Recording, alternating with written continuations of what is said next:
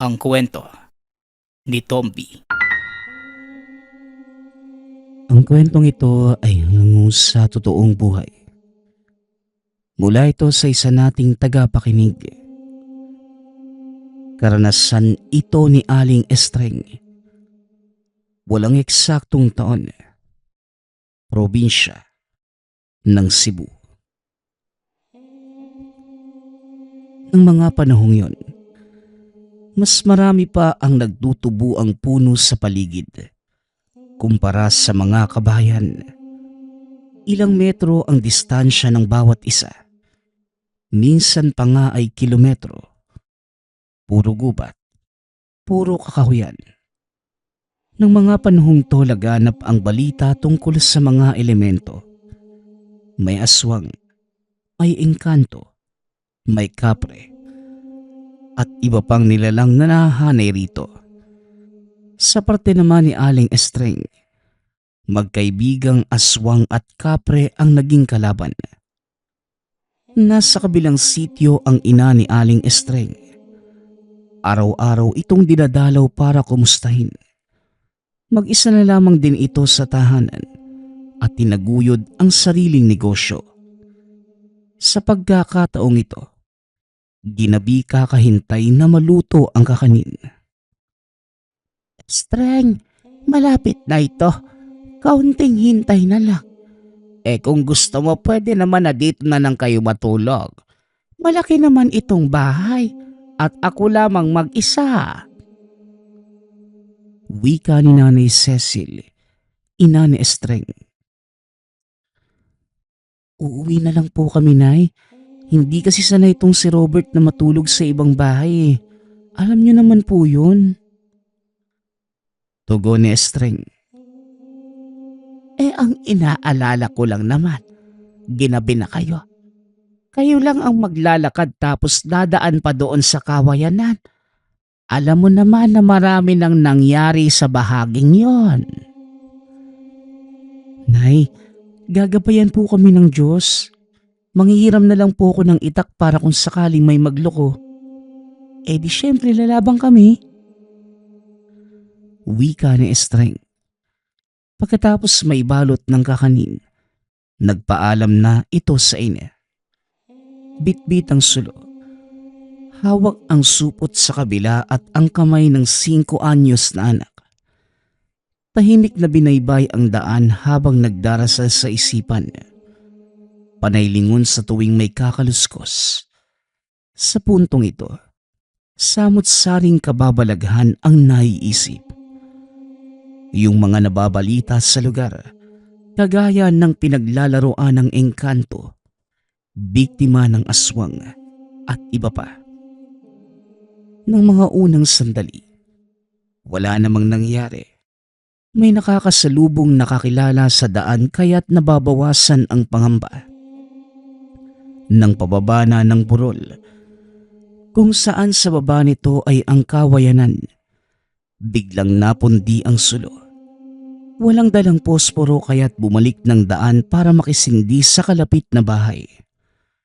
Matapos yun, naglakad muli pababa ng burol kaso nga lang, pagtapat sa kawayanan, kusang naapula muli ang apoy.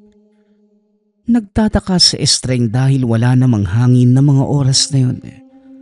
Hinabaan muli ang pasensya. Bumalik sa kalapit na tahanan para makisindi. Ayon pa sa sarili, kung maaapula sa ikatlong pagkakataon, posibleng may nag-aabang sa paligid.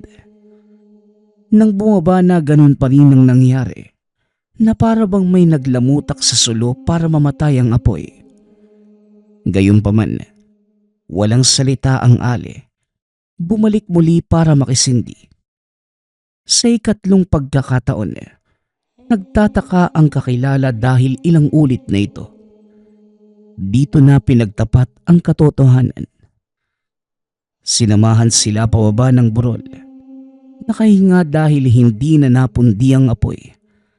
Hinatid pa sila hanggang sa tahanan. Lumipas ang gabi na yun pa rin ang iniisip na Estreng. Sa palagay niya, may elementong nakikipaglaro sa kanila kagabi. Mabuti na lamang ay gising pa ang kakilalang si Mang Rigor, kaya natigil ang kababalaghan. Sa muling pagsapit ng hapon, nagpa siya sa Estreng na bisitahin muli ang ina. Hindi na sumama ang anak dahil natakot sa nangyari kagabi. Sa puntong ito, mag-isa na lamang siya naglalakad. Dire-diretso, hindi lumilingon o huminto pagtapat sa kawayanan. Kinikilabutan pa rin sa tuwing maaalala ang kaganapan. Ito kasi ang unang beses na ginabi sa pagdaan. Muli, sa pagiging abala sa pagtulong sa ina, madilim na nang makauwi sa Estreng. Napabuntong hininga ang ginang nang bumungad ang daan pababa ng burol. Tanaw na tanaw ang kawayanan na kahit may kalayuan ay dinig na dinig ang tunog. Nang dumako ang tingin sa sulo, hindi maiwasang kilabutan. Nang makaisip, nakiusap kay Mang Rigor na magpahatid. Hindi naman nagreklamo ang matanda. Nasanay na lamang ito na maging tagahatid sa mga taong ginagabi sa daanan. Nang tumapat sa kawayanan, sinubukan ni Estreng na luminga sa paligid. Nang dumako ang tingin sa nag-iisang puno ng balete sa kalagitnaan ng kawayanan, nakita ang naglalakihat ng lilisik na mga mata.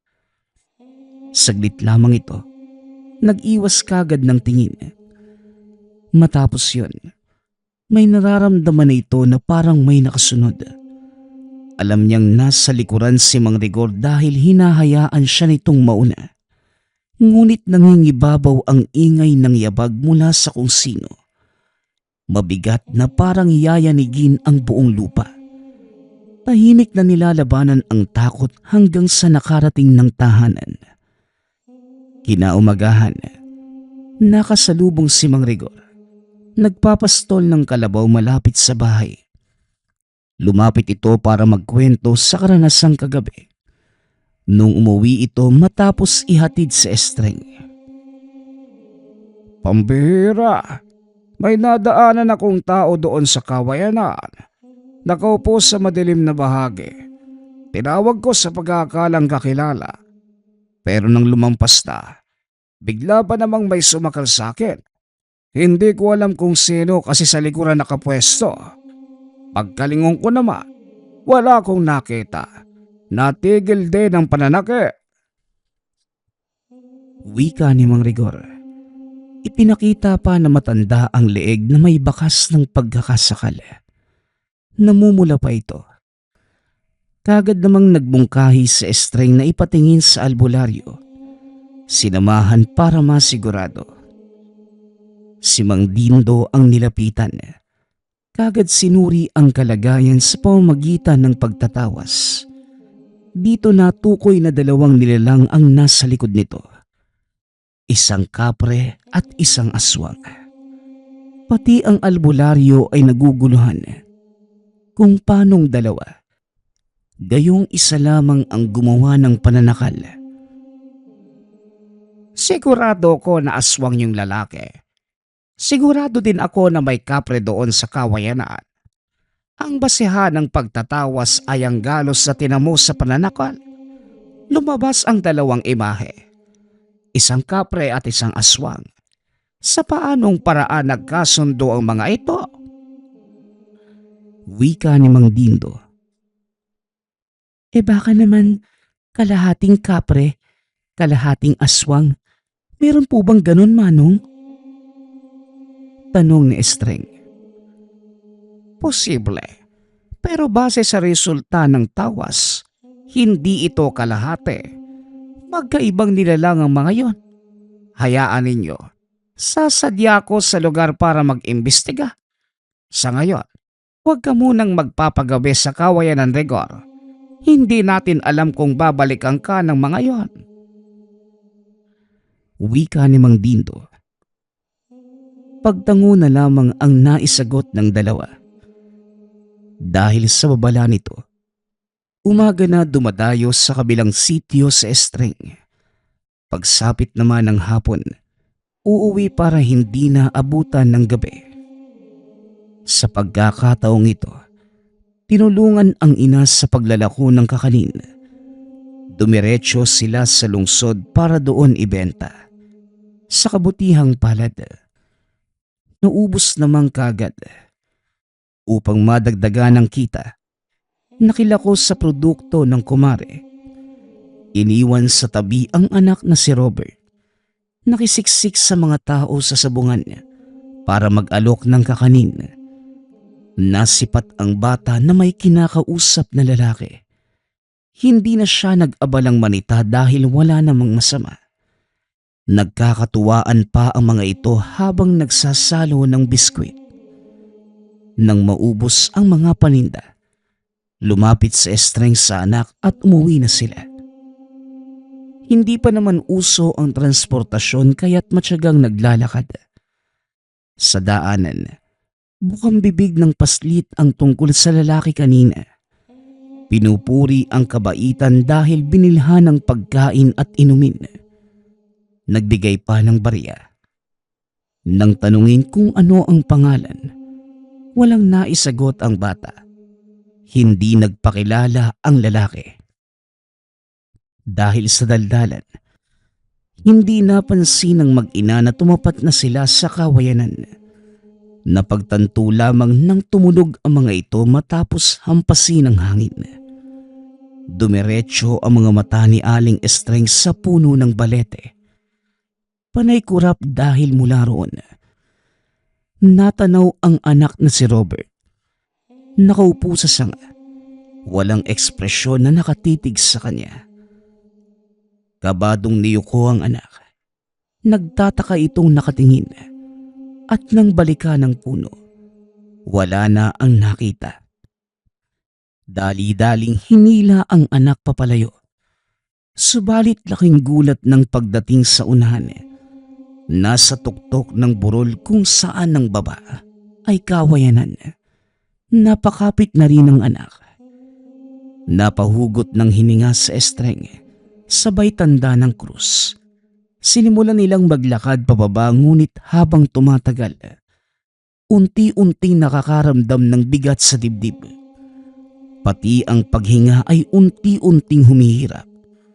Humantong pa sa punto na hindi na makakahakbang. Biglang pagod ang naramdaman. Sa kabutihang palad napadaan si Mang Dindo mula sa pangangahoy. Nang makita ang tagpo, kaagad inalis ang sumpa sa hangin sa pamamagitan ng orasyon. Nagsaboy din ng kung ano sa paligid. Pagkatapos nito ay bumalik na sa normal ang lahat. Mang Dindo, bakit hindi mo na lang po palayasin yung kapre dyan sa kawayanan? May kakayahan naman po kayo eh. Diyos ko, hindi ko na talaga alam kung anong mangyayari sa susunod. Ilang ulit na kaming nabiktima niyan. Wika ni Estreng. Kung pwede lang sana. Kaso buhay ang kukunin bilang kapalit. Yan ang kasunduan ng kapre sa mga ninuno kong albularyo noon. Yumao na lamang sila. Pero walang nagtagumpay na paalisin ng kapreng yun. Tugon ni Mang Dindo. Naku, kaya naman pala hindi mapalayas yung kapre. Dahil buhay ang hihingin. Mukhang habang buhay na tayong magdurusa sa kababalaghan yan. Umiwas na lang talaga. Sandali, may habak ako ritong ginawa. Pwede itong gawing pangontra. Isa na lamang ang natira dahil pinamigay ko sa mga kakilala na palagi ring dumaraan rito. Wika ni Mang Dindo. Tinanggap ni Estreng ang bigay na habak ng albularyo. Pagkatapos mag-usap ay nagpaalam na rin. Nang sumunod na araw, naging abala sa pag-asikaso ng kabuhayan. Hindi kinalimutan ang habak para sa proteksyon. Kaso nga lang dahil isa lamang ito, piniling ibigay sa anak. Pinagpalagay na kahit nasa bata ito, maaambunan din ng kaunting bisa dahil magkasama naman sila. Pagkaraan sa kawayanan, laking pasasalamat ng walang naganap. Malaking tulong nga ang naibigay ng albularyo. Sa muling pagsapit ng hapon, hindi na tinapos ni Estreng ang paglalako ng kakanin. Kinarga ang mga kagamitan sa takot na maabutan ng gabi sa daan. Sa pagkakataong ito, kampante na walang mangyayari dahil sa proteksyong tangan. Subalit hindi inaasahan. Natatalab pa rin ang kalokohan ng nilalang. Pababa pa lamang sa burol, nagsimula kagad ang laro ng elemento. Nauna si Estreng.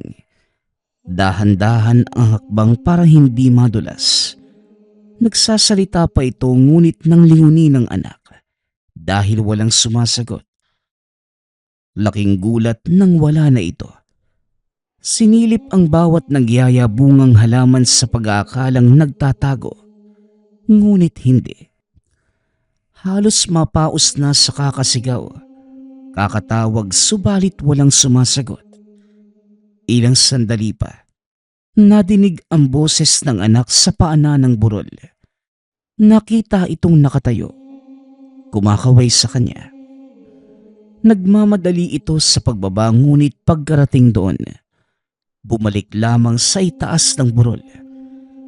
Dito na kinabahan ng gusto si Estreng. Kung sino-sinong santo na ang tinawag. Ilang beses pang napatanda ng krus subalit walang nagbago. Sa tuwing makakarating sa baba, babalik sa itaas na para bang wala ng katapusan ang kaganapan. Hindi magawang pigilan ang mga paa dahil kusa itong humahakbang na para bang kontrolado ng iba. Napahagulgol na lamang sa takot. Makaraan ng ilang sandali. May halakhak na madidinig. Nakakakilabot ang tinig. Hanggang sa muling lumitaw ang imahe ng anak sa paanan ng burol. Sa pagkakataong ito, unti-unting lumaki ang hubog hanggang sa naging higante na sobrang itim. Walang mukha na makikita dahil purong itim lamang ang katawan. Napasigaw sa takot ng walang ano-ano. Tumakbo palapit. Kumaripas si Estreng ngunit hindi umuusad. Takbo ito ng takbo. Ngunit nasa iisang lugar lamang samantalang ang nilalang unti-unti nang lumalapit sa kanya. Nang sandaling sobrang lapit na nito, sumigaw si Estreng sabay sampal. Habol hininga nang bumalik sa ulirat. Niyakap kagad ang anak. Nagtatakang lumingas sa paligid. Nasa paanan sila ng burol. Tanaw sa unahan ng kawayanan. Nang magsalita ang bata, napagtanto ni Estreng na bigla siyang nahimatay. Dito lamang nalaman na posibleng naglakbay ang kaluluwa sa laro ng elemento. O Estreng, ano ginagawa niyo rito? Nahulog ka ba mula sa itaas? Ang dumi ng damit mo. Tanong ni Mang Rigor. Napukaw ang atensyon ng madinig ang boses na matanda. Binaba nito ang buhat na kahoy at saka tinulungan siyang makatayo. Nakiusap itong hihatid muna sila sa bahay. Nang maintindihan na matanda ang kaganapan, walang pagdadalawang isip na pumayag. Habang dumaraan sa kawayanan, panay salita si Mang Rigor. Nakikiusap na padaanin sila ng elemento. Sa kabutihang palad, hinayaan naman silang makalampas. Nagmungkahi pa si Mang Rigor na dumulog na sa albularyo.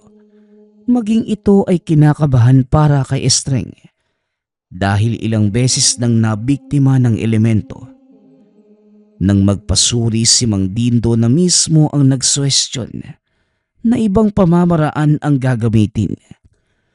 Meron itong kagamitan, ngunit mas mainam na gumamit ng bagay na bago sa paningin ng elemento. Kabisado na ng kapre ang mga kagamitang ko rito. Marami ng biktima na nagpagamot sa akin, kaya hindi nalalayong makakayang wasakin ng elemento. Nakausap ko ang dating kasamahan sa larangan. Humingi ako ng payo. Ang sabi niya, mas mainam na sariling gamit ng kapre ang ilaban dito. Huwag ka munang lalabas. Doon ka lamang sa inyo dahil mamayang takip silim.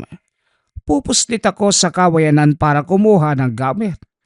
Pagkatapos nun, gagamutin kita para hindi ka na mabihag sa mino ng nilalang. Wika ni Mang Dindo. Pagsapit ng tinakdang oras, pumunta ang matanda sa kawayanan. Pumwesto sa tabi. Habang naghihintay kung kailan lilitaw ang kapre, sinimula ng orasyon ng sabulag. Mahabang oras ang lumipas bago na mataan ang higanteng nilalang. Kalmado itong nakaupo sa sanga ng balete habang naghihintay ng kasunod na biktima. Ipunesto ni Mang Dindo ang naglalakihang dahon ng buyo sa pana ng puno. Pumapatak dito ang abo mula sa tabako ng kapre at nang makakuha ng sapat na dami, nagmamadali na sa pag-alis. Ngunit hindi inaasahan na pagdating sa unahan, may aswang na humarang sa kanya. Inilabas ang pangontra ngunit bago maisaboy, umatake na ito. Tubilapon ang busnong pinaglalagyan ng buyo. Nag-aalala na baka matapon ang apog ng tabako. Gayunpaman, hindi magawang kuhanin dahil sa hagupit ng aswang.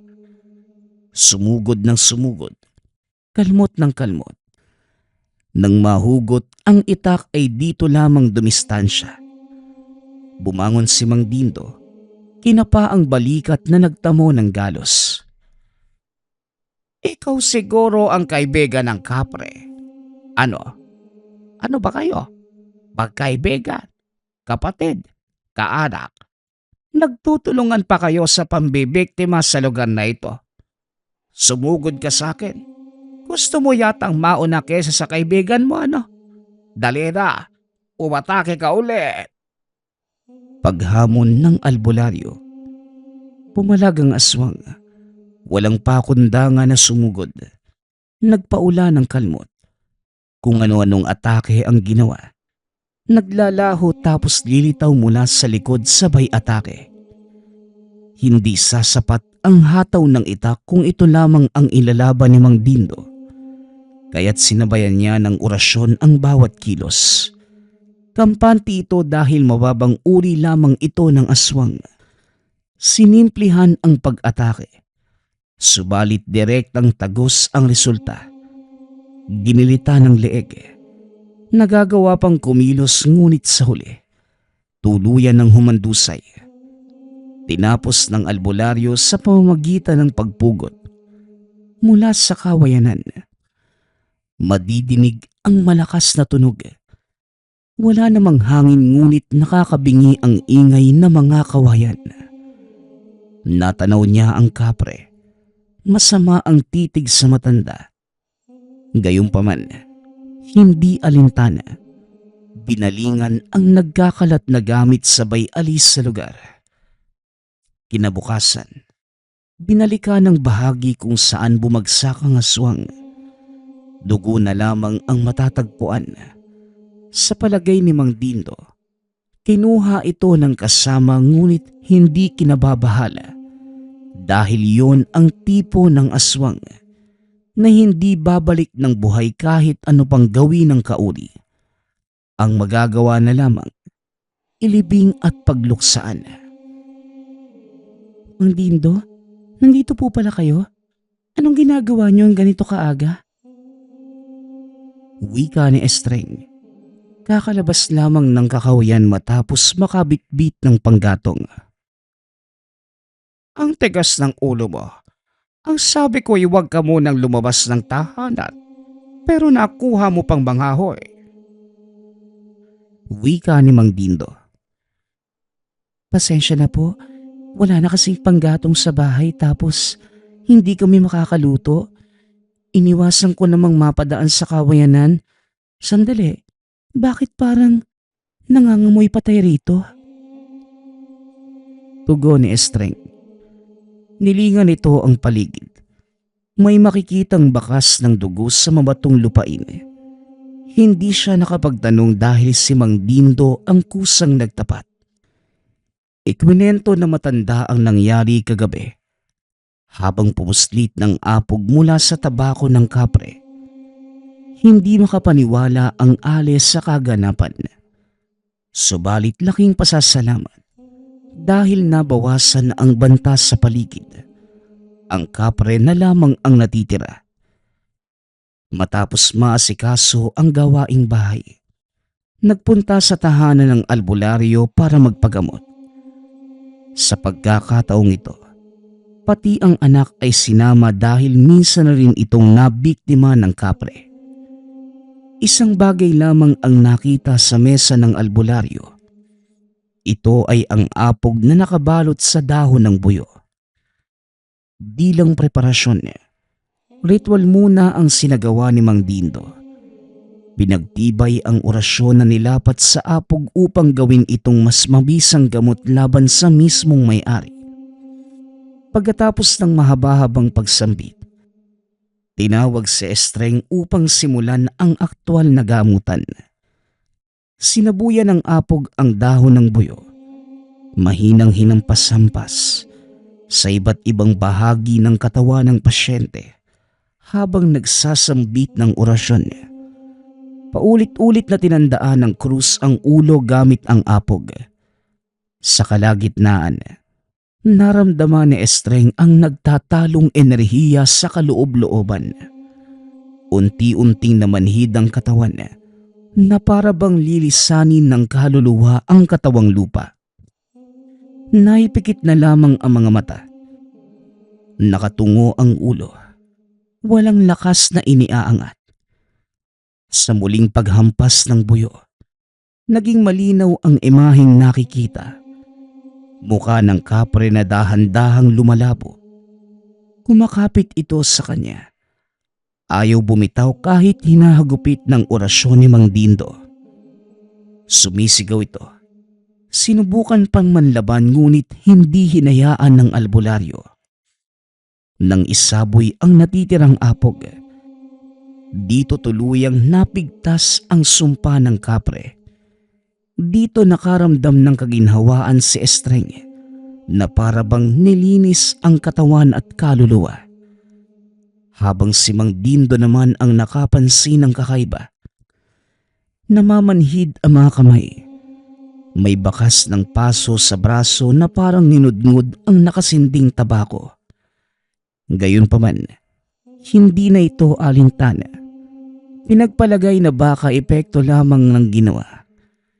Matapos ang gamutan ni Estreng, kahit ilang ulit pa itong dumaan sa kawayanan, hindi na ito nakaranas ng panggagambala na para bang hinahayaan na ito ng kapre na dumaan. Nakagawa ng habak ang albularyo na tangan-tangan ngayon. Tuwang-tuwa dahil hindi na mapaglalaruan ng elemento. Ngunit sa kabilang banda, si Mang Dindo itong tila nawawala sa sarili. Nakikita ito sa paanan ng burol. Akyat baba na para bang hindi kabisado ang daan. Nasaksihan mismo ni Estreng ang kaganapan matapos manguha ng panggatong. Nasa malayo ito, tanaw ang matandang pabalik-balik ng daan. Noong una, inaakalang sinasadya lamang ito. Minsan na ding nagreklamo na sumasakit ang mga tuhod at kinakailangan ng ehersisyo. Yon ang naisip ng ale. Ngunit lingid sa kalaman, ang albularyo na ang pinaglalaruan ng kapre. Dapit hapon nang napagpasyahan ni Estreng na magpunta sa kabilang sitio. Sa tahanan ng ina matutulog dahil may lakad kinabukasan. Laking gulat nang maabutan doon si Mang Dindo. Nanginginig, walang tigil sa paglakad. Lumili ka ng nakakakilabot na ungol na para bang binabangungot ng gising. Tinawag ito ngunit hindi naman sumagot. At nang kalabitin, hindi mahawakan dahil nagagalit. Akyat baba lamang ito sa burol. Dali-daling tumakbo sa estreng sa tahanan ni Mang Rigon na ilang metro ang layo mula sa burol. Sinabi niya ang tungkol dito. Nagmamadali sila sa pagbalik ngunit naabutan itong nakahandusay. Walang malay. Kinarga at inuwi ng tahanan. Dahil parehong walang alam sa panggagamot, hinilot-hilot ni Mang Rigor hanggang sa bumalik ang ulirat. Kagad pang nanakit sa pag-aakalang sasaktan siya ng mga ito. Kumalma naman ang matanda makalipas ang ilang sandali. Kaso nga lang hindi ito makausap. Panay iling lamang at nakayuko. Mang Rigor, ano po bang nangyari kay Mang Dindo? Bakit siya nagkakaganyan? Kung pinaglalaruan siya ng elemento, hindi ba dapat may laban siya? Pinag-aralan niya ang pangontra sa ganito tapos mabibiktima lang siya? Pwede po ba yun? Naguguluhang tanong ni Estreng. Aba malay ko, wala akong kaalam-alam. Ano bang ideya ko? Hindi ako umabot sa larangan na ito. Wala ka bang kilala na albularyo? Baka naman may makatulong. Tugon ni Mang Rigor. Umiling lamang sa Estreng. Naguguluhan kung ano ang gagawin sa matanda. Lumabas si Mang Rigor para maghanap na makakatulong. Ngunit duda itong makakatagpo dahil sa lugar. Si Mang Dindo lamang ang nag-iisang albularyo. Meron siguro sa Karatig Bayan, ngunit aabutin pa ng ilang araw ang paglalakad. Wala ding sapat na pera para mag-arkila ng sasakyan. Bigo si Mang Rigor sa paghanap, kaya't pinagbahala na lamang ang gagawin. Kinuha ang mga gamit ng albularyo at nagsimulang mag-eksperimento. Sinabayan ng dasal na sana'y gumana, subalit walang ni isa sa mga ito ang nagtagumpay. Mas lumala pa ang sitwasyon. Nang makaisip ng ibang paraan, kumatay na manok at baboy at inalay sa elemento. Kung nadidinig mo man kami ngayon, sana kaawaan mo na si Paring Dindo. Huwag mo siyang pagdusahin ng matagal. Nakikiusap kami. Kalasin mo ang sumpa at ipapangako namin na anuman ang gagawin mo sa lugar na ito sa susunod, hindi na kami makikialam pa. Sa ngayon, hinihingi namin ang kaligtasan ng aming kaibigan sa iyong mga kamay. Patawarin mo sana siya sa nagawang kasalanan, kung meron man. Wika ni Mang Rigor. Mahabang katahimikan ang namayani. Parehong kinilabutan sa salita na pagtunog ng mga kawayan. Mabigat ang presensyang mararamdaman sa puno ng balete. At hindi naglaon. May kalampag sa kung saan. Malakas, nang bibigla, at higit sa lahat nakakakilabot. Tarantang umalis si Mang Rigor at Estreng. Nang kusang bumagsak ang sanga ng balete na para bang sinadya. Kung hindi nakatakbo, malamang nadaganan sila ng kahoy. Mang Rigor, mas nagalit pa yata sa ginawa natin. Paano pa kasi yung tamang pag-aalay? Manok at baboy na nga yung kinatay natin eh. Kulang pa po ba yun? Naghulog din ako ng barya sa puno. Wika ni Estreng. Hindi ko talaga alam, Estreng. Mabuti pa't puntahan muna natin si Dindo. Tugon ni Mang Rigor. Pagkarating sa tahanan ng albularyo, naabutan itong nakaupo sa sulok. Palingalinga, nagtataka, na para bang naninibago sa paligid. Anong nangyari? Bakit parang galing ako sa ibang mundo? Nawala ba ako? Tanong ni Mang Dindo. Ay salamat pare. Napaglaruan ka ng kapre. Hindi namin alam kung paano ka gagamutin. Kung ano-ano nang ginawa namin.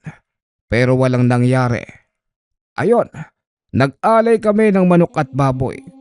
Sinabayan ng pakiusap ngunit nagalit pa nga yung elemento. Gayunpaman, mukhang gumana ang ginawa namin dahil nagbalikan na. Ayos ka lang ba? Kumusta ang pakiramdam mo? Tugon ni Mang Dindo. Sinuri na matanda ang sarili. Dito na pag-alaman na naipasok sa laro ng kapre. Hindi niya kontrolado ang sarili dahil sa puwersa ng nilalang. Mabuti na lamang alerto si Mang Rigor at Aling Estreng. Dahil kung hindi, malamang hahantong sa kamatayan ang lahat. Lahat ng pasasalamat ay napunta kay Estreng.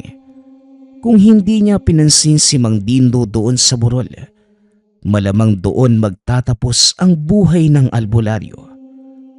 Ang wika naman ni Estreng, walang anuman, dahil ibinabalik lamang ang kabutihan ng matanda.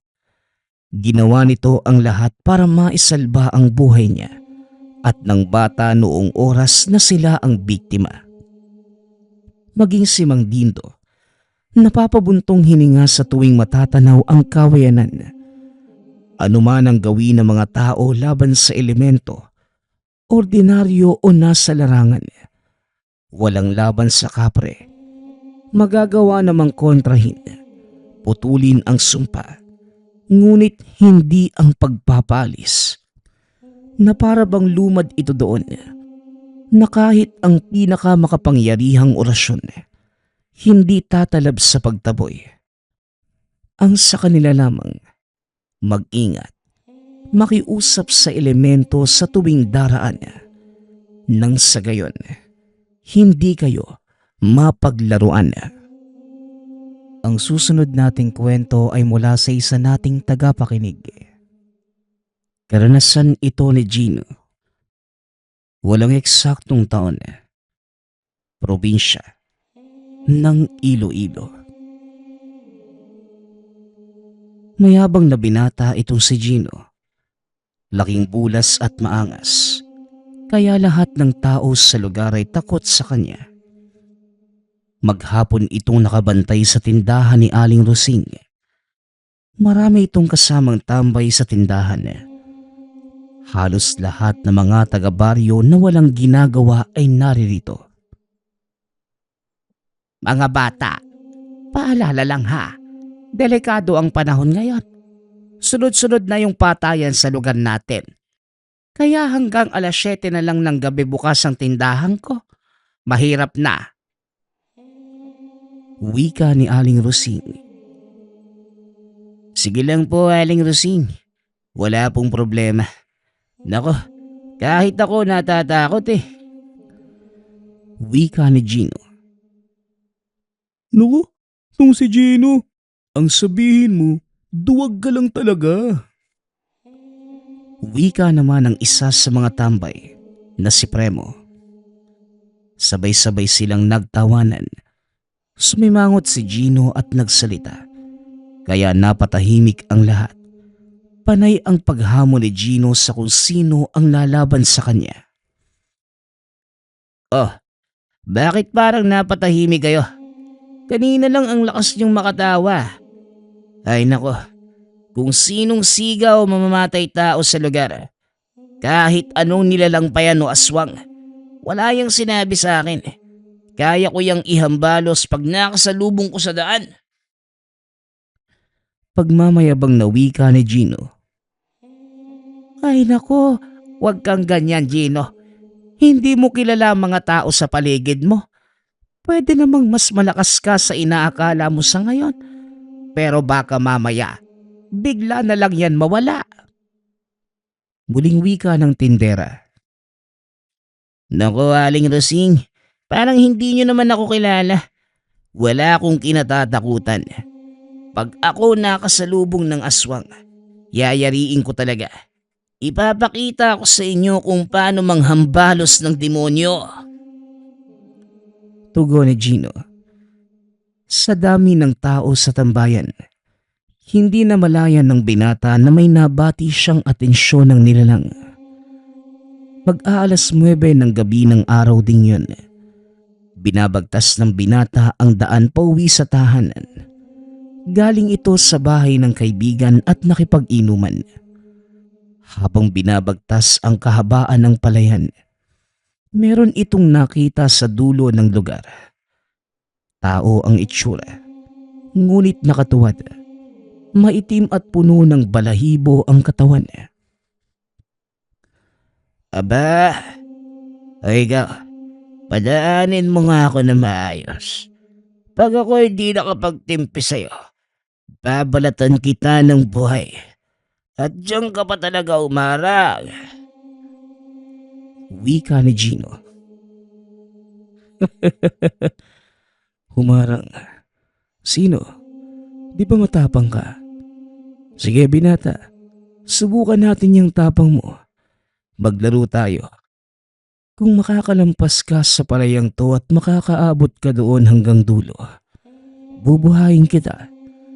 Pero pag hindi, alam mo na ang mangyayari sa'yo. Ipapakita ko sa baryo kung paano ko lalapain ang sobrang maapog na tulad mo. Wika ng nilalang. Nang mga oras na yun, nakakaramdam na ng kaba ang binata. Hindi ito sigurado kung kaya niya bang lagpasan ang hamon ng nilalang. Aminado ito sa sarili na natatakot siya sa aswang. Ang sarap ng amoy. Amoy ng taong natatakot. Maghanda ka na. Sa bilang na 3, tumakbo ka na. 1, 2, 3. Kumaripas ng takbo ang binata. Sa isipan niya na mga panahong yun, makakalagpas siya sa palayan. Ngunit nagkakamali siya ng inaakala. Hindi man lamang siya nakalayo sa aswang. Tuluyan na itong nilamon ng takot. Naihina ito sa takot at pagod. Habang mabilis na binabagtas ang lugar, hinawakan siya ng nilalang at bigla itong binalibag. Halos himatayin ito sa sobrang lakas ng pagkabagsak sa kanya. Ngunit pinanatili niyang malakas ang isipan. Bumangon ito at gumante. Naiisip niya na malaki siya at maliit lamang naman ang nilalang. Yawa kang demonyo ka. Oo, natatakot ako. Sige, patayan pala ang gusto mo. Dali, sumugod ka. Traitor ka eh. Kung totoo ka sa salita mo, lalaban ka ng patas at hindi sa panlilinlang. Alam kong lamang ka sa akin sa katangian, pero hindi kita aatrasan. Wika ni Gino. Patas. Lumalaban ako ng patas. Binigyan nga kita ng pagkakataong tumakas eh. Malakas ka, hindi ba? Kaya humanda ka at malapit na ang dulo. Natatawang wika ng nilalang. Sabay turo sa dulo ng tinatahak na palayan. Pakiramdam ni Gino, bibigay na ang katawan sa pagod. Ngunit biglang naalala ng binata ang katuruan ng mga matatanda. Kung makaramdam ng panganib ng panlinlang, hubarin mo ang damit at baliktarin. Kaya nagbakasakali si Gino at umaasa na gumana ang naiisip. Nanalangin ang binata na malagpasan ng nilalang at may makasalubong na tao. Bigla siya muling hinawakan ng nilalang. Ngunit sa pagkakataong yun, hinawakan niya din ito at nagulat. Dahil kahit maliit ang nilalang, mabigat ito kaya hindi niya mabuhat. Kahit mas malaki si Gino, inaya ng aswang na ihambalos siya ng 2 beses. Bumagsak ang binata sa palayan. Nang makita niyang pasugod muli ang nilalang, may kung anong pumasok sa isipan ni Gino na kunin ang palay at hihampas sa aswang. Napasigaw ang nilalang sa ginawa ng binata. Napasigaw ang nilalang sa ginawa ng binata. Nabuhayan ng loob si Gino sa nadinig. Tinabla ng nilalang. Nakita niyang umatras ito ng bahagya at dumistansya sa kanya. Dito na siya nagkaroon ng pagkakataon na makatakbo muli. O sige, Halimaw. Lapit. Masakit ba? Ako ngayon ang papatay sa'yo. Wika ni Gino. Tumatakbo ito habang hinahampas ng palay sa iba't ibang direksyon. Hanggang sa nakita niya na isang dipa na lamang ang layo sa dulo ng palayan. Buong lakas itong tumalon makalagpas lamang sa lugar. Ang buong akala niya, yun na ang kanyang katapusan. Kahit malapit na sa tahanan, nadidinig pa rin niya ang tunog ng kung anong nilalang. Nang makarating naman sa mismong pinto ng tahanan, sobrang pasasalamat ang naramdaman ng binata. Nay, tulungan niyo po ako. Wika ni Gino. Nangihina na ito dahil sa sobrang pagod. Bumukas ang pinto. Bumungad sa kanya ang ina na sobrang nag-aalala. Marahil pasaway na bata itong si Gino. Ngunit ni minsan, hindi ito umuwi ng madaling araw. Doon lamang napansin ng binata na 4:00 na pala ng mga oras na yun. Kung titignan, malapit lang naman ang palayan sa tahanan at lalong hindi naman ito malawak para mahirapan siyang makalagpas. Naku, Ginoo ko. Anak, anong nangyari sa'yo? Tulong! Domeng, tulungan mo nga ako. Wika ng ina. Aga-aga, Gloria. Kalakas ng sigaw mo. Padabog na wika ng ama. Naudlot ang gusto sanang sabihin nang makita ang sitwasyon ng anak. Nagmamadali nila itong binuhat papunta sa silid. Sa sobrang pagod, nahimatay na lamang ang binata. Nagtataka ang mga magulang. Napakadami ng pasa nito at naliligo sa putik. Nilinis ng ina ang anak. Nakita niyang puno ito ng kalmot at pasa sa buong katawan. Inaapoy din ng lagnat si Gino. Umaga na nang magising ang binata. Napansin niya na may tali ng sambong ang ulo. Maging ang mga pasa ay nilagyan ng kung anong mga halamang gamot. Panglunas. Tumawag na din ng albularyo ang ama at kinausap ang anak. Mabuti na lang at hindi malubha ang mga sugat mo, iho. Kaunting tapa lang ng alibhon at kasla. Mawawala na ang mga yan. Bukang nakasagupa ka ng mabangis na nilalang dahil dyan sa mga tinamumong sugat. Anong klase ba, iho? Ikwento mo nga sa amin. Wika ng albularyo. Kaharapang mga magulang, inilahad niya ang naengkwentro. Ngunit hindi niya ito namukaan dahil nababalot ng itim na balahibo. Inilarawan niya kung paano siya walang awang hinambalos sa lupa ng nilalang. Sa unang pagkakataon, doon pa lamang ito umiyak kaharap ang mga magulang. Niyakap niya ang mga ito at sinabing, "Patawarin niyo po ako, Nay. Tay, hindi na po ako magyayabang. Patawad po." Wika ni Gino. Naku, nagulat naman ako sa iyo, binata. Kilala kang matapang sa lugar natin. Pero sa nakikita ko, magiging maayos ka na. Hindi ka naman balak patayin ang nakasagupa mo. Gusto niya lamang makita ang tapang mo. Iyon ang napatunayan mo sa kanya. Kaya sana, magsilbing aral na sana ito sa iyo, iho. Ano man ang kalakasang taglay natin, hindi dapat ito ginagamit upang makapanakit. Huwag mo ang tawag sa aswang na nakalaban mo. Mahilig maglaro ang mga nilalang na yon at asahan mo sa pinakita mong tapang, baka sa mga sumunod na araw ay kaibigan mo na sila. Pagpapaliwanag ng albularyo, mabilis kumalat ang balita sa buong barangay. Imbis na pagtawanan ng binata, nakuha pa nito ang respeto ng mga kabaryo. Usap-usapan na din ang aswang na naengkwentro niya.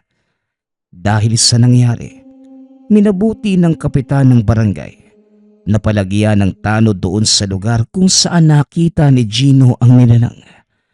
Nang sa ganun ay maiwasan ng maulit ang insidente at minsang engkwentro sa nilalang. Para kay Gino, nag-iwan din ito ng mahalagang aral sa kanya. Huwag maging mapagmataas.